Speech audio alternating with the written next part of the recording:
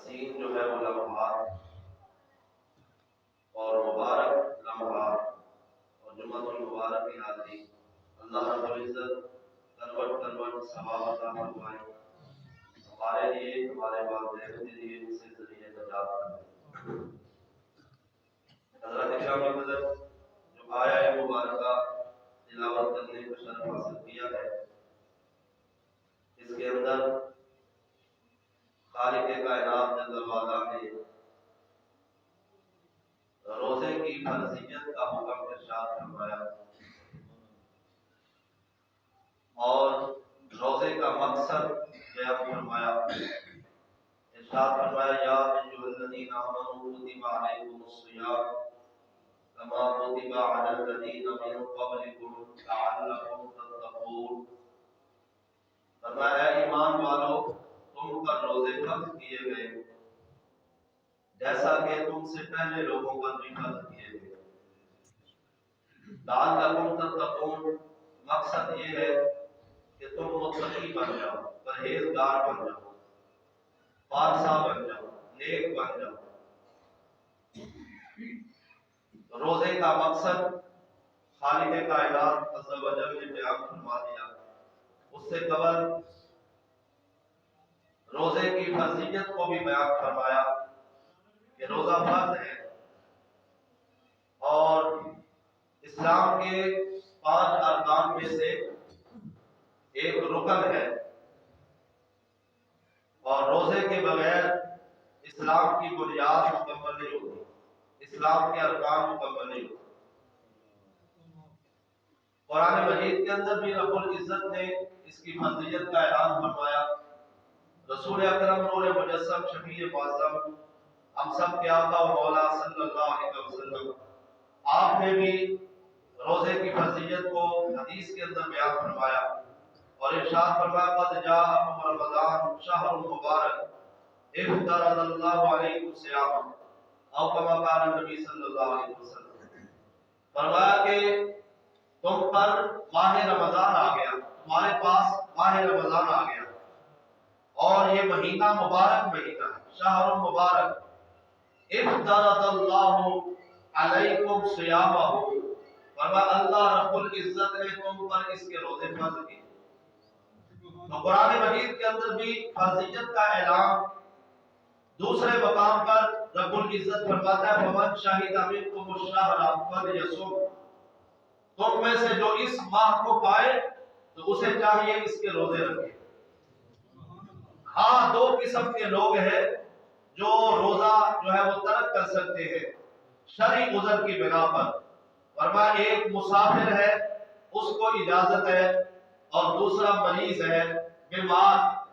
اور اتنا بیمار کہ جو شہر فانی تک جو ہے وہ پہنچ گیا، بڑا ہی بوڑھا اور ایسا بیمار کہ وہ تندرست نہیں ہوگا۔ اگر وہ بعد میں تندرست ہو جاتا ہے تو پھر وہ رمضان کے روزے جو چھوٹ گئے وہ رکھے گا۔ تو حضرات گرامی قدر، یہ 2 آدمیوں کو صرف چھوٹ ملی، ایک مسافر کو اور ایک مریض کو۔ اس کے علاوہ تندرست آدمی کو روزہ چھوڑنے کی اجازت نہیں۔ اور رسول اکرم نور مجسم شفیع معظم صلی اللہ تعالی علیہ وسلم آپ ارشاد فرماتے ہیں کہ روزہ جب بندہ جو ہے وہ ترک کرتا ہے، روزہ جب بندہ چھوڑتا ہے، رمضان کا ایک روزہ چھوڑتا ہے، تو فرمایا من افطر یوما من رمضان من غیر رخصت ولا مرض لم یقصرہ صوم الدہر کلہ و انصامہ۔ فرمایا اگر بندہ ساری زندگی روزے رکھتا رہے، ایک روزہ رمضان کا چھوڑا اور ساری زندگی روزہ رکھتا رہے، تو اس ایک روزے کی قضا نہیں ہو سکتی۔ یہ رمضان کے روزے کی چھوڑنے کی وعید نبی کریم صلی اللہ علیہ وسلم نے فرما دی۔ فرمایا یہ محرومیت ہمیشہ کے لیے محرومیت ہے۔ اگر ایک روزہ چھوڑو گے، بعد میں رکھو گے بھی، کفارہ بھی دو گے، اس جیسا ثواب نہیں مل سکتے۔ تو رمضان کے روزے کو اللہ اور اس کے رسول نے فرض کیا۔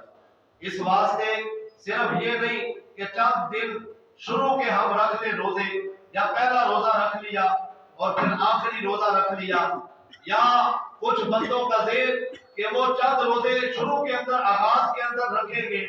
پھر کچھ درمیان میں رکھیں گے اور پھر آخر میں رکھیں گے، ایسا انداز مسلمانوں کا انداز نہیں، ایسا انداز ایک مومن کا انداز نہیں۔ 30 کے 30 روزے، 30 ہے یا 29 ہے،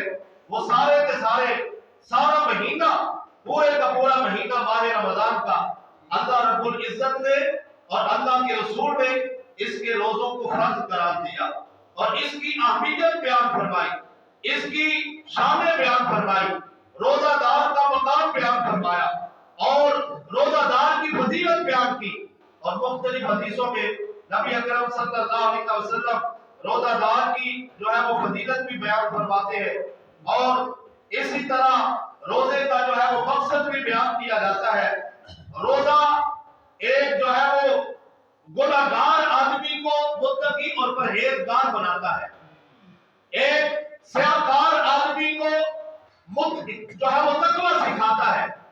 اور اللہ رب العزت کے ہاں سب سے زیادہ قریب وہ ہے کہ جو سب سے بڑا متقی ہے۔ رب العزت قرآن میں فرماتا ہے ان اکرمکم عند اللہ اتقاکم، اللہ کے ہاں سب سے زیادہ نیڑے، سب سے زیادہ نزدیک اور سب سے زیادہ قرب اللہ کا اس کو جو ہے وہ حاصل ہوتا ہے کہ جو بندہ متقی ہو، جو بندہ پرہیزگار ہو، جو بندہ پارسا ہو، جو بندہ جو ہے وہ نیکی کے راستے پہ چل پڑے۔ فرمایا جو اپنے باطن کی صفائی کرتا ہے، جو اپنے باطن کو صاف کرتا ہے اور ستھرا کرتا ہے، اپنے باطن کی صفائی کرنے کی کوشش کرتا ہے اور چاہتا ہے کہ جیسے میرا ظاہر بڑا اچھا اور بڑا خوبصورت نظر آتا ہے، ایسے ہی میرا باطن بھی صاف ہو جائے، میرا باطن بھی جو ہے، یہ میرا دل بھی جو ہے وہ صاف ہو جائے، میرا اندر بھی جو ہے وہ صاف ہو جائے۔ جو بندہ اس اندر کی پاکیزگی کی کوشش کرتا ہے اسے متقی کہا جاتا ہے، اسے پرہیزگار کہا جاتا ہے، اور جب بندہ اپنے دل کی صفائی کر لیتا ہے، اپنے اندر کو بھی صاف کر لیتا ہے، ظاہر سے زیادہ ستھرا بنا لیتا ہے، تو اللہ فرماتا ہے پھر میں اسے سب سے زیادہ نزدیک کر لیتا ہوں۔ ان اکرمکم عند اللہ اتقاکم، اللہ کے ہاں سب سے زیادہ نزدیک وہ ہے جو سب سے بڑا متقی ہے۔ نبی کریم صلی اللہ علیہ وسلم نے بھی جو سب سے بڑا متقی تھا اس کی تعریفات فرمائی، جو سب سے بڑے پارسا تھے ان کو اپنے نزدیک کیا، وہ جناب سیدنا حضرت ابو بکر صدیق ہو، یا جناب سیدنا فاروق اعظم ہو، یا جناب حضرت سیدنا عثمان غنی ہو، یا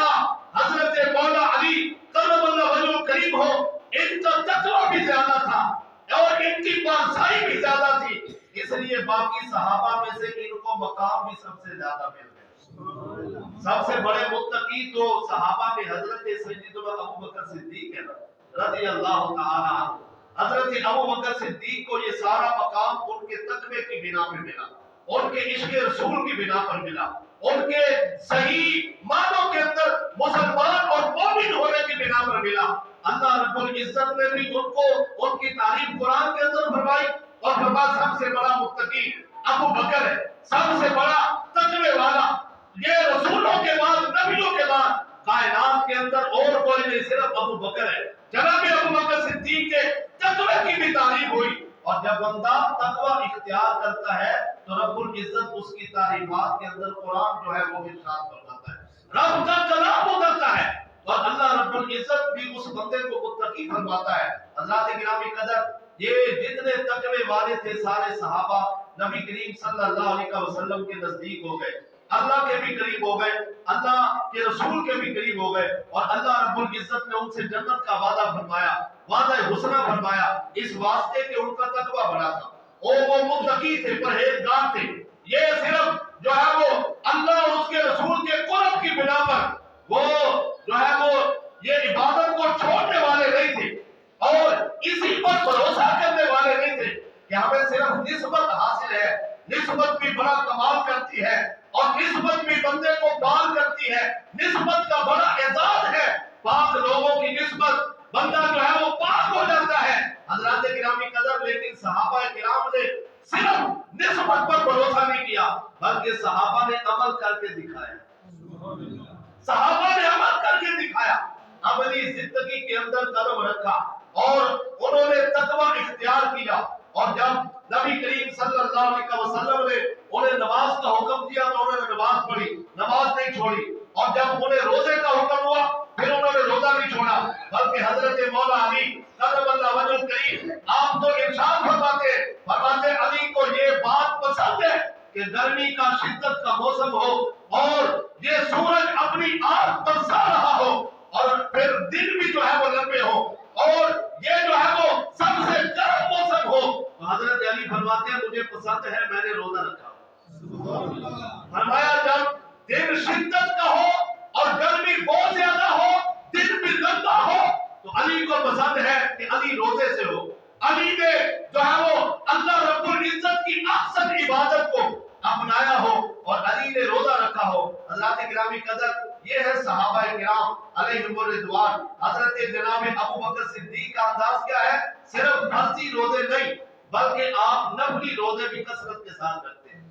सरकार दो आलम नूर मुजस्सम शफीए मुअज्जम सल्लल्लाहु अलैहि वसल्लम अगर आप सहाबा की महफिल के अंदर आप कभी जो है वो वैसे ही आजमाने के लिए आप पूछते हैं कि आज किसने रोजा रखा है, तो फिर इतने बड़े मजमे में से जनाब अबू बकर सिद्दीक हाथ खड़े करते हैं और ये नफली रोजा है, ये कोई जो है वो ऐसा अहम रोजा भी नहीं। नबी अलैहिस्सलाम फरमाते आज किसने रोजा रखा है, तो हजरत अबू बकर सिद्दीक फरमाते या रसूल अल्लाह सल्लल्लाहु अलैहि वसल्लम आज अबू बकर आपके गुलाम ने रोजा रखा है। ये है अंदाज सहाबा किराम अलैहिमुर रिदवान का। तो माह रमजान तो हमें तकवा सिखाने के लिए आया, माह रमजान तो हमें पाक करने के लिए आया, माह रमजान तो हमें सुथरा करने के लिए आया कि बाकी 11 महीने हमारा अंदाज कैसा होगा। ये जो माह रमजान आज हमें सिखा रहा है और तकवा जो है वो सिखा रहा है और इबादत का अंदाज सिखा रहा है। इबादत कैसे होती है, रियाजत कैसे होती है, अपने नफ्स को कंट्रोल कैसे किया जाता है, अपने नफ्स पे काबू कैसे किया जाता है, ये माह रमजान हमें सिखाता है और फिर बताता है कि पूरा साल तुमने इसी अंदाज के साथ तुमने जिंदगी बसर करनी है कि तुम्हारा दिन हो, तुम्हारी रात हो और तुम जो है इस अंदाज के साथ रब्बुल इज्जत की इबादत करो कि अल्लाह को तुम पसंद आ जाओ,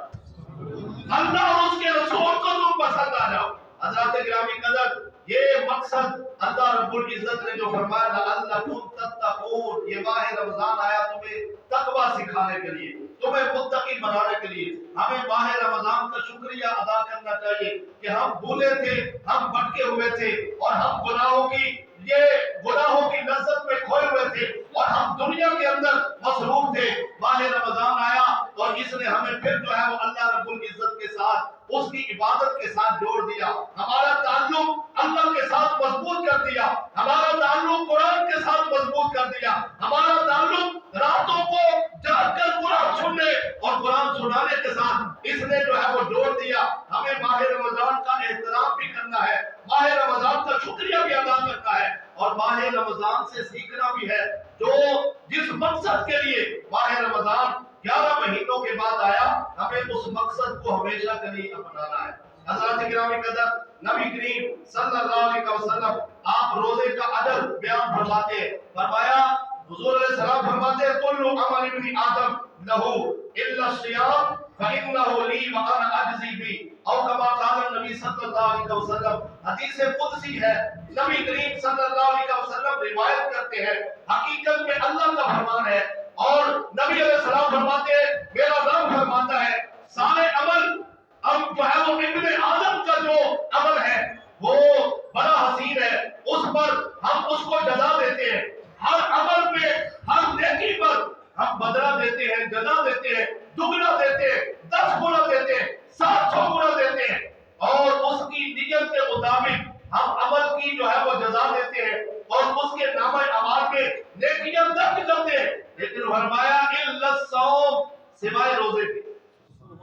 फरमाया नमाज की जजा मिलती है,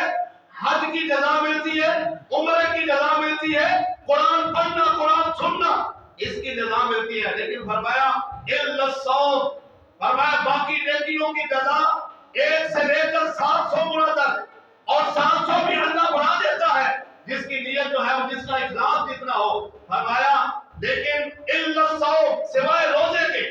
اور رب العزت فرماتا ہے روزے کی جزا 1 سے لے کر 700 گنا نہیں. الا الصوم وانا اجزی به، کیونکہ فرمایا ماہ رمضان کا جو روزہ ہے یہ خالصتاً میرے لیے، اللہ فرماتا ہے کہ یہ خالصتاً میرے لیے ہے. اور یہ عبادت ایسی ہے جس کے اندر دکھلاوا نہیں، جس کے اندر ریاکاری نہیں، جس کے اندر جو ہے یہ ایسا نہیں کہ یہ لوگوں کو دکھانے کے لیے رمضان کا روزہ رکھ رہا ہے، بلکہ بند کمرے کے اندر دسترخوان بھی سجا ہو، رنگا رنگ کے کھانے بھی پڑے ہو، بندہ اس کی طرف ہاتھ نہیں بڑھاتا. اور یہ خوف خدا ہے، اللہ رب العزت کی جو ہے وہ توجہ ہے، خالق کائنات عز و جل کا ڈر ہے اور اللہ کی محبت ہے. بندہ کہتا ہے اگرچہ مجھے کوئی نہیں دیکھ رہا لیکن میرا مالک تو مجھے دیکھ رہا ہے، میرا رب تو مجھے دیکھ رہا ہے. یہ اخلاص اور یہ جو ہے وہ خالص پن اور کسی عبادت کے اندر نظر نہیں آتا. نماز پڑھتے ہوئے بندہ نظر آتا ہے، دل کے اندر یہ خیال پیدا ہو سکتا ہے کہ آتے جاتے لوگ دیکھیں گے تو نمازی کہیں گے، اور حج کرتے بھی بندے دیکھتے ہیں، اور جب جاتا ہے آتا ہے اور پھر دل کے اندر شیطان یہ وسوسہ ڈال سکتا ہے کہ تو حاجی ہو گیا ہے اور تم نے بڑا جو ہے وہ قدم اٹھایا ہے، اور یہ نیت کے اندر یہ کھو جا سکتا ہے. باقی ہر عبادت ایسے ہے، جب بندہ سخاوت کرتا ہے تو جب دے رہا ہے اسے لوگ دیکھ رہے اور جس کو دے رہا ہے وہ بھی دیکھ رہا ہے، تو بندے کے دل کے اندر گھوڑ پیدا ہو سکتا ہے. لیکن ماہ رمضان کا روزہ ایک ایسی عبادت ہے کہ جب بندہ اسے اپناتا ہے، یہ عبادت کرتا ہے، روزہ رکھتا ہے، تو پھر اسے کوئی دیکھ نہیں رہا، پھر جو ہے یہ بند کمرے کے اندر بھی اپنے رب سے ڈر رہا ہے اور اس عبادت کی تکمیل کر رہا ہے. اس واسطے اللہ رب العزت فرماتا ہے روزہ خاص میرے لیے ہے اور میں خود ہی اس کی جزا عطا کروں گا. میں جزا عطا کروں گا. وہ جزا کیسی ہوگی، وہ جو ہے کیسا صبر ہوگا، اور وہ کیسا جو ہے یہ انمول، یہ اللہ رب العزت کی جانب سے اس کی جزا ملے گی. فرمایا یہ تو رب جانتا ہے، اور بندہ جب جو ہے وہ آخرت میں پہنچے گا پھر اس کی جزا کا ایک انداز ہوگا. ایک حدیث کے اندر نبی کریم صلی اللہ علیہ وسلم نے یہ بھی فرمایا روزے کی جزا کیا ہے؟ فرمایا روزہ داروں کے لیے جنت میں ایک جو ہے وہ اسپیشل ایک گیٹ ہے، اور ایک جو ہے وہ علیحدہ سے گیٹ ہے، ایک علیحدہ سے دروازہ ہے جس کا نام باب الریان ہے. باب الریان فرمایا اس سے روزہ دار داخل ہوں گے، اور حضور علیہ السلام کے امتی جنہوں نے روزہ رکھا ہوگا، جنہوں نے گرمی سختی نہیں دیکھی ہوگی بلکہ اپنے رب کا حکم مانا ہوگا، جنہوں نے اپنی جو ہے وہ یہ صحت کا بہانہ نہیں کیا ہوگا بلکہ اللہ رب العزت کا حکم پیش نظر ہوگا. فرمایا قیامت والے دن اللہ رب العزت جنت کے 8 دروازوں میں سے وہ ایک دروازہ باب الریان جو بڑا حسین و جمیل ہوگا اور جس سے گزرنے کا انداز بھی بڑا حسین و جمیل ہوگا، فرمایا خاص روزہ داروں کے لیے ہوگا. اور جب روزہ دار گزر جائیں گے، آخری روزہ دار گزرے گا تو دروازہ بند ہو جائے گا. آخری روزہ دار اس دروازے سے گزرے گا تو فرمایا دروازہ بند ہے اور کوئی بندہ اسے داخل نہیں ہو سکتا. ہر بندے کی تمنا ہوگی، ہر بندے کی خواہش ہوگی کاش میں بھی اس دروازے سے گزر جاتا. لیکن اگر دنیا میں روزہ رکھا ہوتا، اللہ رب العزت کی یہ حسین عبادت کی ہوتی اور پھر رسول اکرم صلی اللہ علیہ وسلم کی اطاعت کی ہوتی تو پھر بندہ جو ہے اس دروازے سے گزر سکتا. اس وقت حسرت ہوگی، اس وقت افسوس ہوگا کہ کاش ہم پھر جو ہے وہ دنیا میں جائیں اور دنیا میں جا کے ہم عمل کریں، دنیا میں جائیں اور پھر روزے رکھیں، پھر کبھی جو ہے وہ غلط نہیں کریں گے. آج ہمیں بھی اس دروازے سے گزرنا نصیب ہو جائے، آج ہم بھی اس گیٹ سے گزر جائیں، لیکن اس وقت گزر چکا ہوگا. اس واسطے نبی کریم صلی اللہ علیہ وسلم نے فرمایا کہ اگر روزہ رکھو گے اور اللہ رسول کی اطاعت کرو گے تو خالق کائنات عز و جل تمہارے لیے علیحدہ جو ہے وہ جنت کا ایک دروازہ کھول دے گا. حضرات گرامی قدر، اسی طرح نبی اکرم شفیع معظم صلی اللہ علیہ وسلم آپ ارشاد فرماتے ہیں للصائم فرحتان، فرمایا روزہ دار کے لیے 2 خوشیاں ہیں.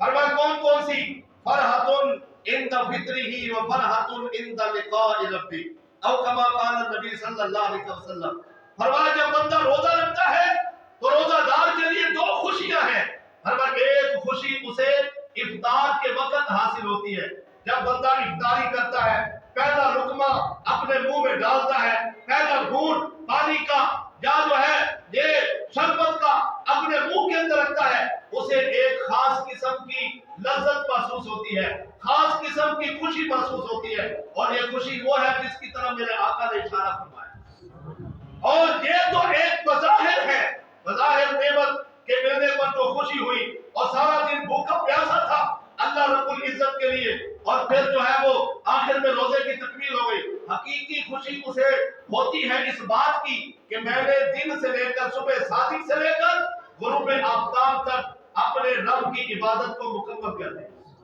میں نے اپنے رب کی عبادت کی تکمیل کر دی، میرا روزہ مکمل ہو گیا۔ اور روزے کے مکمل ہونے پہ روزہ دار کو خوشی ہوتی ہے، فرمایا اندا فطری ہی، یہ افطاری کے وقت کی خوشی ہے، اور فرمایا اندا لقاء ربی، دوسری خوشی اس وقت ہوگی جب بندے کی ملاقات اس کے رب سے ہوگی۔ تو پتہ چلا روزہ دار کی ملاقات رب سے ہوگی، روزہ دار کو رب کا دیدار ہوگا، دیدار کا شرف ملے گا، ایسا رب کا وہ دیدار جس کے لیے جناب موسیٰ علیہ السلام بھی تڑپتے رہے۔ حضرت موسیٰ علیہ السلام بھی فرما رہے تھے، عرض کر رہے تھے یا باری تعالیٰ مجھے اپنا دیدار کرا، جس کے کلام کے اندر اتنی لذت ہے، اتنا مزہ اور اتنی چاشنی ہے، اور وہ خود کتنا حسین ہوگا، کتنا خوبصورت ہوگا، کیسا اس کا نور ہوگا، یا اللہ وہ نور مجھے دکھا۔ حضرت گرامی قدر یہ نبی کریم صلی اللہ علیہ وسلم کی امت میں کرم کہ اللہ نے حضور علیہ السلام کے صدقہ و فیض سے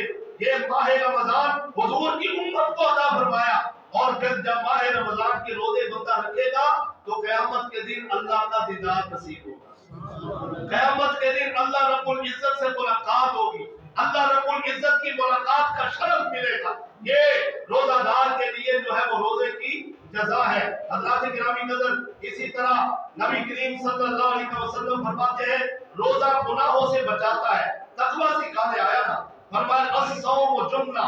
فرمایا روزہ جو ہے یہ ڈھال ہے، گناہوں سے بچنے کی ڈھال ہے اور سیاکاریوں سے بچنے کی ڈھال ہے۔ جتنے گناہ بندہ عام دنوں کے اندر کرتا ہے، جھوٹ بول رہا ہے، غیبت کر رہا ہے، چغلی کر رہا ہے، اور یہ کم توڑ رہا ہے دکانوں میں بیٹھ کر اور اسی طرح بازاروں کے اندر بیٹھ کر بندہ جو ہے وہ 100 گناہ کرتا ہے، لیکن جب روزہ رکھتا ہے تو پھر روزے کی وجہ سے ان گناہوں سے بچتا ہے اور شرماتا ہے کہ میرا روزہ ہے میں جھوٹ بولوں گا، میرا روزہ ہے میں غیبت کروں گا، میرا روزہ ہے میں چوری کروں گا، میرا روزہ ہے میں ڈاکہ ڈالوں گا، میرا روزہ ہے کیا میں ایسے کام کروں گا جس سے اللہ نے منع کیا۔ تو پتہ چلا روزہ جو ہے وہ گناہوں سے ڈھال بن جاتا ہے۔ یہ تو دنیا کے اندر انداز ہے، اور پھر روزے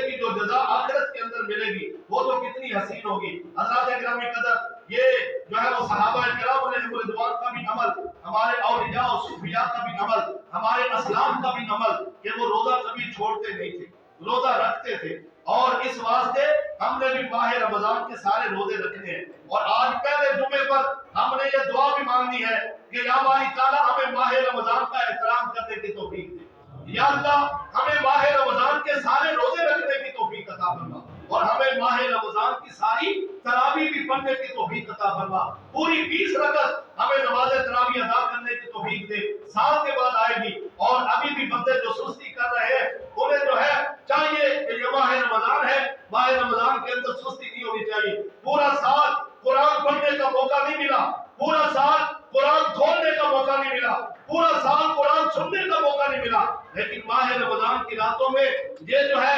یہ ایک اللہ رب العزت کی جانب سے، اللہ کے رسول کی جانب سے ہم پر کرم ہے کہ ہمیں قرآن سننا بھی مل رہا ہے۔ ہم قرآن جو ہے نہیں پڑھے ہوئے، ہمیں اللہ نے کان دیے، اور کانوں کے ذریعے سے جب سنیں گے تو سننا بھی اتنی عبادت ہے جتنا پڑھنا جو ہے وہ عبادت ہے۔ جیسے پڑھنے کا ثواب ملتا ہے ویسے ہی سننے کا بھی ثواب ملتا ہے۔ اس واسطے ہمیں یہ سستی دور کرنی چاہیے، کاہلی دور کرنی چاہیے، اور ہمیں ماہ رمضان کا احترام کرتے ہوئے ماہ رمضان کے اندر نماز تراویح کا بھی اہتمام کرنا چاہیے، اور قرآن سننے اور قرآن جو ہے وہ پڑھنے کا بھی اہتمام کرنا چاہیے۔ حضرات گرامی قدر صحابہ کرام علیہم رضوان کا یہ بھی معمول تھا کہ وہ اپنے بچوں کو بھی روزہ رکھوایا کرتے ہیں،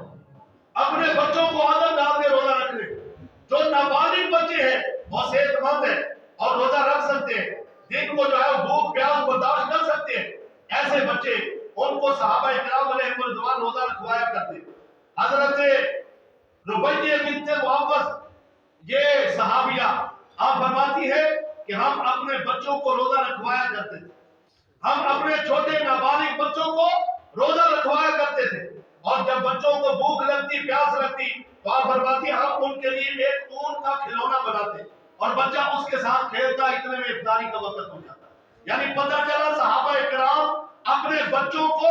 یہ روزہ رکھنے کی عادت ڈالتے. جیسے ہم اپنے بچوں کو نماز کی عادت ڈالنی چاہیے, ایسے ہی روزے کی بھی عادت ڈالنی چاہیے, تاکہ جب بچہ بالغ ہو, جب بچے کی عمر 12 سال ہو 13 سال ہو تو اس وقت وہ یہ نہ ہو کہ وہ بہانے کرتا پھرے اور اسے اس عبادت کا پتہ ہی نہ ہو اور اسے ہم نے روزے سے دور رکھا ہو اور پھر ہم بھی اس کے گناہ کے اندر شامل ہو جائے کہ والدین نے تربیت نہیں کی. اس واسطے صحابہ کرام کا بھی یہ معمول ہے, اولیاء کرام کا بھی یہ معمول ہے کہ یہ اپنے بچوں کو بھی اس عبادت کی طرف توجہ دلاتے ہیں. حضرات گرامی قدر, نبی کریم صلی اللہ علیہ وسلم نے روزے کی اور روزے دار کی جو ہے وہ شان بیان فرمائی, روزے کا مقام بیان فرمایا, روزہ دار کی شان. آگے آخری حدیث سنیے, اس کے بعد ہم اپنی بات مکمل کرتے ہیں. نبی کریم صلی اللہ علیہ وسلم فرماتے ہیں روزہ دار کی شان کیا ہے؟ فرمایا روزہ دار کے منہ کی بو اللہ کو کستوری سے بھی زیادہ پسند ہے.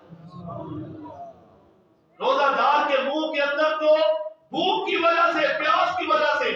اور معدہ خالی رہنے کی وجہ سے جو بھوک پیدا جو ہے وہ ایک بو پیدا ہوئی, بدبو پیدا ہوئی اور بظاہر ہمیں وہ بدبو لگتی ہے, لیکن نبی کریم صلی اللہ علیہ وسلم فرماتے ہیں والذی نفسی بیدہ لخلوف فم الصائم اطیب عند اللہ تعالی من ریح المسک او کما قال نبی صلی اللہ علیہ وسلم. فرمایا خدا کی قسم, اس رب کی قسم جس کے قبضہ قدرت میں محمد کی جان ہے, جس کے قبضے میں محمد کی جان ہے, فرمایا اس رب کی قسم, فرمایا اللہ رب العزت کو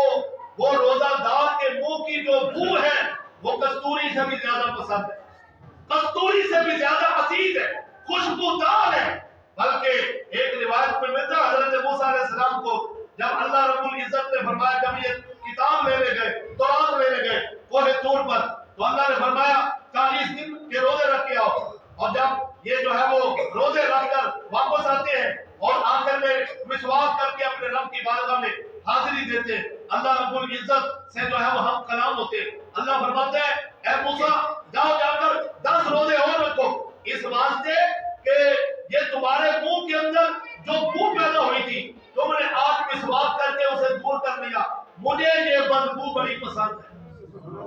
یہ روزہ دار کی شان ہے کہ روزہ دار کے منہ کی بدبو بھی اللہ رب العزت کو کستوری سے زیادہ پسند ہے. تو جب روزہ دار نے خوشبو لگائی ہو, جب روزہ دار مسجد کے اندر حاضر ہو, جب روزہ دار نے صاف ستھرا لباس پہنا ہو, جب روزہ دار اس انداز کے ساتھ رب کی عبادت کرے تو اللہ رب العزت کو کتنا پسند ہوگا, اللہ رب العزت اسے کتنی جزا عطا فرمائے گا. کچھ لوگ کہتے ہیں شاید ہم روزہ رکھیں گے تو پھر جو ہے بیمار ہو جائیں گے یا ہماری بیماری بڑھ جائے گی, بہانہ بناتے ہیں روزہ چھوڑنے کا. لیکن یہ نبی علیہ السلام کا یہ فرمان اپنے جو ہے وسیلوں کے اندر محفوظ کر کے جاؤ. حضور علیہ السلام کی یہ تسلی اپنے دلوں کے اندر جو ہے وہ لذت محسوس کرو گے. نبی علیہ السلام نے فرمایا صوموا تصحوا او کما قال نبی صلی اللہ علیہ وسلم, فرمایا روزے رکھو اللہ تمہیں صحت مند کر دے گا. یہ تو حضور کی دعا ہے. حضور علیہ السلام نے دعا دے دی اور نبی علیہ السلام نے یہ بتا دیا, فرمایا روزہ بیمار نہیں کرتا, روزہ صحت دیتا ہے, روزہ تندرستی دیتا ہے. اور آج بڑے بڑے فلاسفر اور بڑے بڑے سائنسدان اور بڑے بڑے جو ہے وہ طب کو جاننے والے بڑے بڑے ماہر ڈاکٹر یہ کہنے پر مجبور ہیں کہ جب بندہ روزہ رکھتا ہے بلڈ پریشر سے بھی بچتا ہے, دل کے امراض سے بھی بچتا ہے, بندہ جو ہے وہ ٹینشن سے بھی بچتا ہے, بندے کی کتنی بیماریاں روزے کی وجہ سے ختم ہو جاتی ہے. آج جو سائنس مان رہی ہے, آج جو ڈاکٹر مان رہے ہیں, 14 صدیاں پہلے میرے آقا اعلان کر کے چلے گئے. حضور نے اعلان فرما دیا, فرمایا روزہ تمہیں بیمار نہیں کرے گا, روزہ بیمار کرنے نہیں آیا, بلکہ روزہ رکھو گے صحت مند ہو جاؤ گے, تمہارے جو قلوب کی بیماریاں ہیں وہ بھی دور ہو جائیں گی, تمہارے جسم کی جو بیماریاں ہیں अल्लाह उन्हें भी सुथरा कर देगा। तुम्हारे पेट की बीमारियां इनको भी अल्लाह रद्द कर देगा। तुम्हारे सर की बीमारियां इनको भी अल्लाह दूर कर देगा। रोजा रखोगे तो अल्लाह तुम्हें सेहत अता फरमाएगा। अल्लाह रब्बुल इज्जत की बात में दुआ है कि रब्बुल इज्जत हमें समझ की अमल की तौफीक दे। आखिर दवाया